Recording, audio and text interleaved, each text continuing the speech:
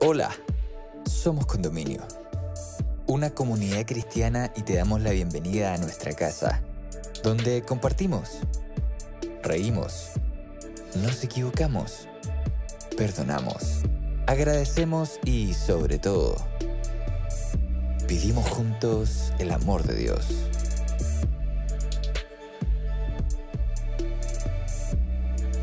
Llegamos a ti con nuestra serie Jesús, presentándote el capítulo Más que un sacrificio, donde Marcelo Acevedo, amigo de nuestra casa, nos invita a meditar sobre el ejemplo de humildad que Cristo nos enseña a través de su vida. ¿Qué es el servicio según Jesús? ¿Y por qué Cristo es el único camino a la salvación? Te invitamos a escucharlo y esperamos puedas encontrar muchas respuestas a estas preguntas en este episodio. Bienvenida, bienvenido.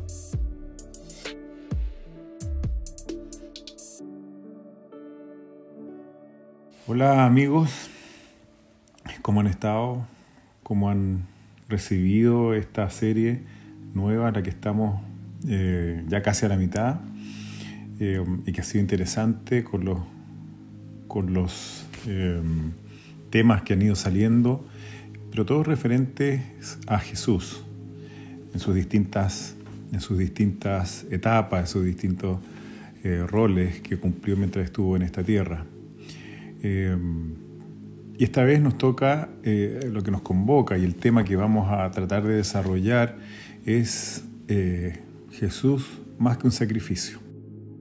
Y este tema nos conecta porque sacrificio, ¿no es cierto? Si uno busca en lo que significa en el diccionario de la Real Academia, tiene por lo menos unas 6 o 7 acepciones, pero la que me interesó compartir con ustedes es la que dice: acto del sacerdote de ofrecer en la misa el cuerpo de Cristo como el pan y el vino.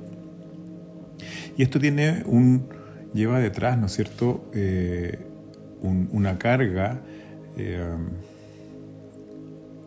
que nos acerca hacia que Cristo es el sacrificio, ¿no es cierto?, y nosotros ofrecemos a ese Cristo como algo que nosotros deberíamos interiorizar y que deberíamos tratar de hacerlo nuestro.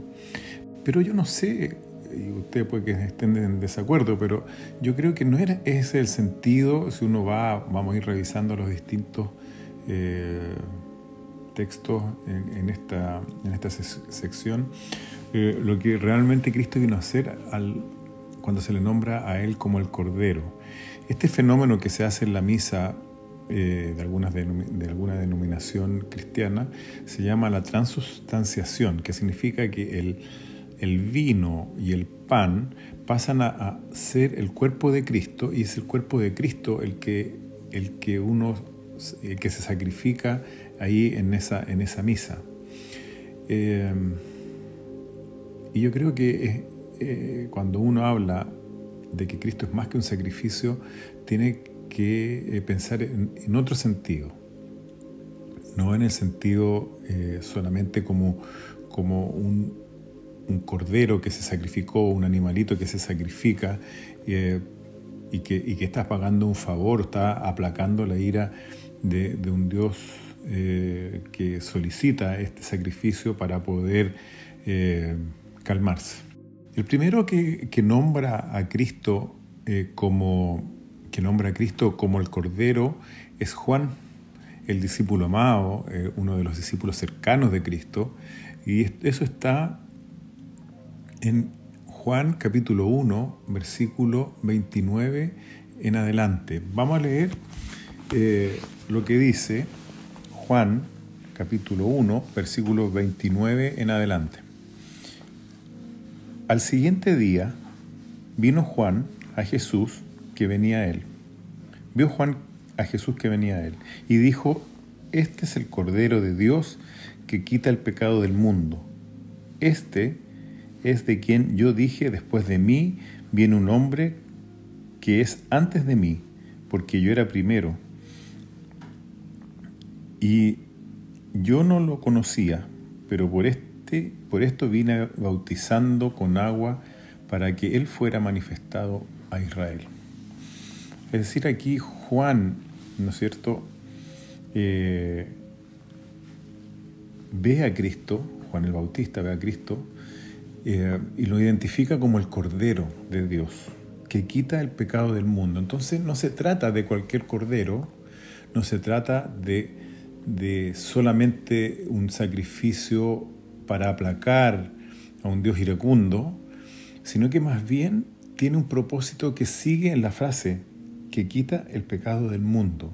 ¿Y qué tiene que ver esta segunda parte de la frase, quitar el pecado del mundo, con el sacrificio de Cristo, ¿no? Parece que hay que remitirse a otros antecedentes para poder entender la profundidad de lo que estaba diciendo Juan el Bautista. Y uno tendría que remitirse al Antiguo Testamento. En el Antiguo Testamento, todo lo que tiene que ver con los sacrificios de animales está en el servicio del santuario. Y eso está muy bien explicado, ¿no es cierto?, en Levíticos capítulo 1 al 15, ahí está lo que se hacía normalmente, y en el capítulo 16 estaba el Yom Kippur, el gran día de la expiación. Habían dos servicios que se hacían en el santuario del antiguo Israel respecto de la periodicidad en la que se hacían. Uno era el servicio continuo o diario, que era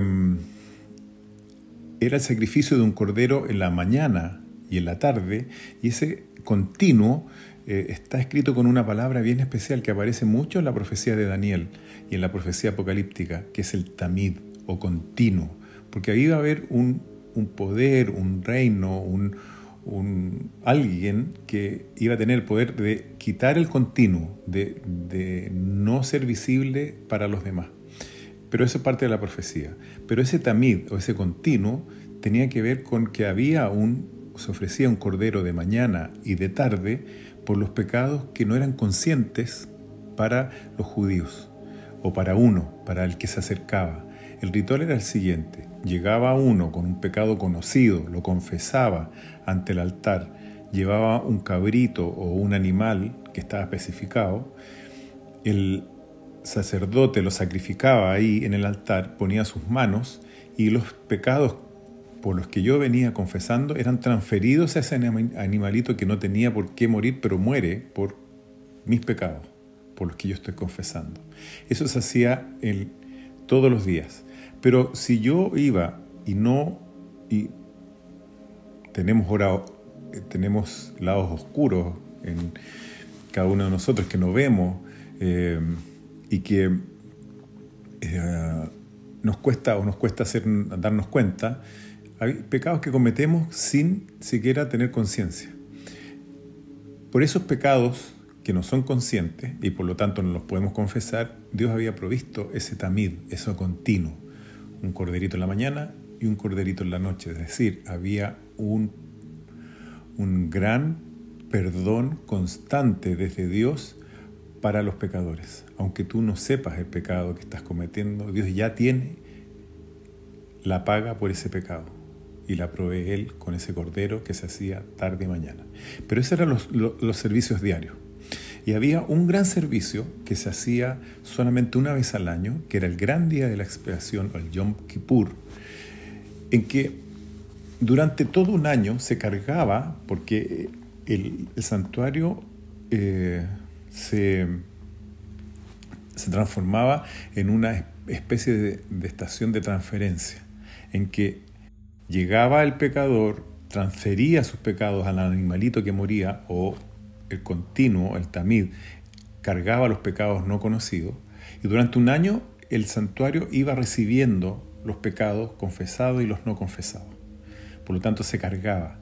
Una vez al año, este santuario tenía que ser purificado de todos los pecados que habían sido recogidos ahí, de los conscientes y de los inconscientes. Y en este Yom Kippur entraba el sacerdote por una sola vez al año al lugar santísimo donde estaba la presencia de Dios, y ofrecía un cordero que tenía que ser de un año. Ahí en el capítulo 16 de Levítico ustedes lo pueden estudiar más en profundidad. Tenía que tener ciertas características, un corderito de un año, y que cargaba por los pecados acumulados durante todo ese periodo, durante todo un año, y era sacrificado por esos pecados que estaban en el santuario. Con la sangre de eso era asperjada sobre el santuario y era asperjada sobre un macho cabrío que se mandaba al desierto y que cargaba esos pecados transferidos desde el santuario hacia él. Todo este sistema que parece un poco complejo, que hay cabritos, que hay corderos, y que tenía que ser un día, que el sacerdote que lo hacía tenía que hacerlo de tal manera, asperjarlo. Todo esto que parece complejo era la manera didáctica de Dios de enseñarnos y que pudiéramos visualizar, o las personas que tenían y que oficiaban y que iban a ese santuario, que pudieran visualizar lo que iba a ser el gran Cordero en el futuro, que iba a ser Cristo. Y la salvación, y lo dice Juan, dice, porque este es el Cordero de Dios que quita el pecado del mundo. No dice solamente de la nación judía, no quita el pecado solo de los judíos. Aquí hay una extensión que nos llega hasta nosotros, como depositarios de ese perdón también. Estamos llamados al perdón por este Cordero que es Cristo. Y ahí inmediatamente me sale la imagen de cómo era la relación de los paganos con sus dioses y la relación que quiere establecer Dios con nosotros. En el ideario de la gente pagana, ¿no es cierto?, era aplacar la ira de los dioses, con minúscula, para que no fueran perjudicados. Y Dios, sin embargo, actúa en sentido opuesto, porque aquí es el hombre el que tiene que aplacar a estos dioses que están airados. En cambio, aquí es Dios el que busca al hombre para salvarlo. La dirección es contraria. Y no solamente busca salvarlo, sino que muestra su amor en que Él ofrece a su Hijo, a su propio Hijo, para hacer expiación por el pecado de todo el mundo, no solamente de la nación judía. Eso tiene un valor si uno entra en esa profundidad que es inexplicable. Porque para hacer eso Dios tiene que ser más amoroso que justo, porque por justicia no nos corresponde. Tanto que se habla de la justicia en estos últimos tiempos. Pero Dios prefirió ser amoroso, prefirió mandar a su Hijo. Vamos a leer el Isaías 53. ¿Qué significó y cómo estuvo predicho esto para Cristo? Isaías 53, capítulo 53, versículos 4 en adelante. Ciertamente llevó Él nuestras enfermedades y sufrió nuestros dolores, pero nosotros los tuvimos por azotado, como herido y afligido por Dios. Mas Él fue herido por nuestras rebeliones, molido por nuestros pecados. Por darnos la paz, cayó sobre Él el castigo, y por sus llagas fuimos nosotros curados. Todos nosotros nos descarriamos como ovejas, cada cual se apartó por su camino. Mas Jehová cargó en Él el pecado de todos nosotros. Angustiado Él y afligido, no abrió su boca. Como cordero fue llevado al matadero, como una oveja delante de sus trasquiladores, enmudeció y no abrió su boca. Este es el Cordero que representó a Cristo en su día de la pasión. Fue llevado como cordero al matadero. Pero ese podía haber sido cualquier cordero, sino que además este Cordero es el que quita el pecado del mundo. Es la función de Cristo que nos acerca y nos pone un pie en el Antiguo Testamento. No somos cristianos solamente del Nuevo Testamento, somos cristianos del Antiguo y del Nuevo Testamento. Nuestras bases también están ahí, en el santuario que se les representó al pueblo judío.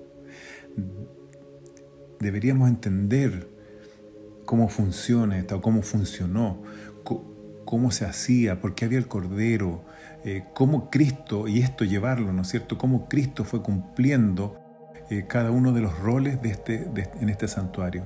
Cómo fue Él el Cordero, también es el sacerdote, también es nuestro abogado, pero también es el Cordero, es el que se sacrifica. Y aquí, como está en Isaías 53, que el siervo sufriente fue y cumple esa misión. ¿Cómo no iba a decir? Esto fue escrito muchos siglos antes que pasara. Isaías vivió varios siglos antes. Pero ¿cómo Cristo, si ya sabía, no iba a decir en Lucas 22, 42 al 44, cómo no iba a decir Cristo que pase de mí esta copa? Si Él iba a sufrir esto, iba a sufrir la separación con su Padre, iba a estar pagando como ese Cordero que representa, iba a estar llevando el pecado de cada uno de nosotros sin merecerlo, incluso por los que lo están ajusticiando en el día de su pasión. Por lo tanto, este Cordero y este sacrificio, y Cristo como el Cordero del sacrificio, es más allá de la muerte de un cordero cualquiera, sino que además es el Cordero que lleva nuestro pecado, nos va a dar la posibilidad de llegar de nuevo a la divinidad, al Padre. Y algunas de las características, ¿no es cierto?, de este sacrificio, Dios, ¿qué hace? Muestra su amor para con nosotros, porque Él proporciona el Cordero. Él hace el plan de salvación. Él nos enseña cómo va a ser. Él en el santuario nos explica didácticamente cómo va a ser Cristo cuando cumpla su función como Cordero. Pero también espera nuestra respuesta. No nos obliga. No obliga. Es como Apocalipsis. En Apocalipsis capítulo 3, en la Odisea, dice: yo estoy a la puerta y llamo. El que escucha y abre la puerta, yo entraré y cenaré con él y él conmigo.